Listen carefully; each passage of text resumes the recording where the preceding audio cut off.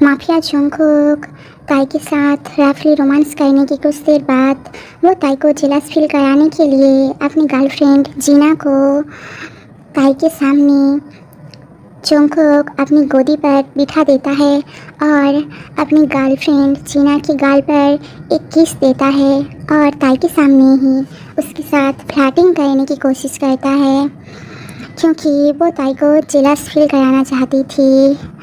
और वो ताई को गुस्से से कहने लगा, मिस ताई, जल्दी से मेरी गर्लफ्रेंड के लिए खाना लाओ, जल्दी करो, ज़्यादा नौटंकी मत करो, जल्दी से खाना लाओ। और फिर पहले तो जंगकुक ताई के साथ ज़बरदस्ती रोमांस कर रहा था और वो उसे गुस्सा भी दिखाती है और इसीलिए ताई की दोनों आंखें आंसुओं से भरी हो गई थी। वो रोना चाहता था पर तभी जंगकुक गुस्से से कहने लगा, जल्दी करो, ज़्यादा नौटंकी मत दिखाओ। ताई रोते हुए कहने लगी, बस थोड़ी देर। जंगकुक ने कहा, सुना नहीं तुमने, जोर से जवाब दो। ताई रोते हुए कहने लगी, बस थोड़ी सी देर। और जीना कहने लगी, बेबी तुमने इसे खाना बनाने के लिए क्यों बोला बेबी, ये ताई तो कोई काम की नहीं है। तब जंगकुक ताई को और भी ज़्यादा दुख देने के लिए कहने लगा, बेबी तुमने बिल्कुल ठीक कहा, पता नहीं भाई ने कैसे इसे पसंद कर लिया, बिल्कुल बकवास है और बहुत ज़्यादा इरिटेटिंग भी। तुम बहुत ज़्यादा खूबसूरत हो बेबी, पर इसे देखो, पता नहीं क्यों जब भी मैं इसे देखता हूँ मेरा मूड ऑफ हो जाता है। साना कहने लगा, भाई ये सब तू क्या कह रहा है, प्लीज़। तब जीना कहने लगा, ठीक ही तो कहा है तुम्हारे भाई ने, ये ताई बिल्कुल इरिटेटिंग है और हमारे स्टैंडर्ड की भी नहीं है। तब जीना की ये बात सुनने के बाद साना को गुस्सा आ गया क्योंकि ताई उसकी बेस्ट फ्रेंड है। साना कहने लगी, जीना माइंड योर लैंग्वेज, तुम गोल्ड डिगर हो, ताई नहीं। ये सुनने के बाद जंगकुक ने गुस्से से कहा, साना वो मेरी गर्लफ्रेंड है, तुम्हारी होने वाली भाभी, माफ़ी मांगो। फिर साना कहने लगी, नहीं मैं माफ़ी नहीं मांगूंगी, जब उसने ताई को इंसल्ट किया तब तो आपने कुछ नहीं कहा।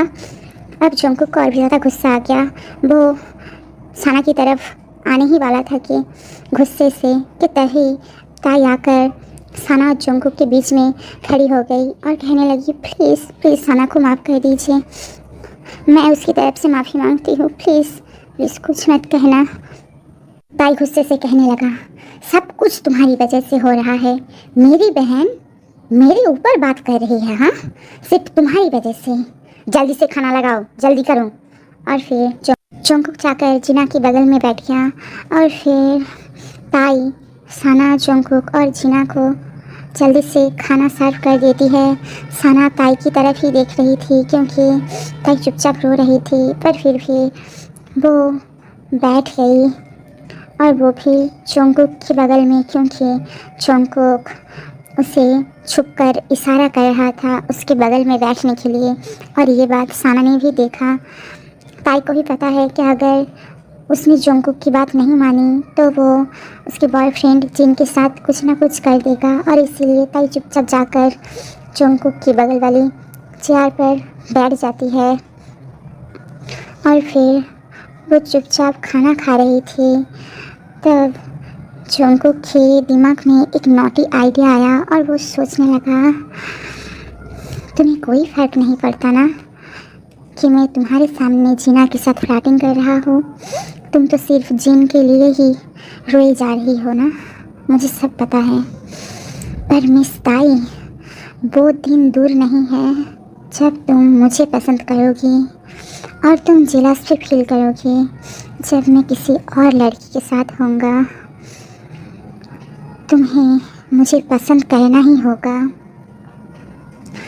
सभी खाना खा रहे थे तभी अचानक से जंगकुक टेबल के नीचे से ताई की हाथ पकड़ लेता है। ताई ने खाना खाना बंद कर दिया, उसकी धड़कनें बहुत ज़्यादा तेज़ होने लगी। साना ने भी ये देखी कि जंगकुक ने ताई की हाथ टेबल के नीचे से पकड़ा हुआ है और ताई अपनी हाथ जंकुक के हाथ से धीरे धीरे छुड़ाने की कोशिश कर रही है, पर जंकुक ताई की तरफ देखकर एक नोटी सी स्माइल दे रहा था और वो ताई की हाथ और भी ज़्यादा टाइटली पकड़ लेता है। और इससे पहले कि ताई उठ जाए तभी जंकुक अपनी गर्लफ्रेंड जीना से कहता है, बेबी मैंने तुम्हारे लिए एक गिफ्ट रखा हुआ है, एक सरप्राइज़ गिफ्ट मेरे रूम के अंदर। जाओ जल्दी से जाकर उस बॉक्स को ले आओ, क्योंकि जीना जंकुक की पैसों को बहुत ज़्यादा चाहती थी और इसीलिए वो जंकुक की गाल पर एक किस देकर जल्दी से जंकुक की रूम की तरफ चली जाती है। तभी अचानक से जंकुक ने ताई की हाथ पकड़कर उसे अपने करीब खींच लिया और अपनी होंठ ताई की खूबसूरत गुलाबी होंठों की तरफ ले जाने लगा अपनी बहन साना के सामने। अब आगे इस लव स्टोरी में क्या होने वाला है, मिलते हैं इस स्टोरी की अगली नई पार्ट 39 में बहुत जल्द एक रोमांटिक लव स्टोरी के साथ।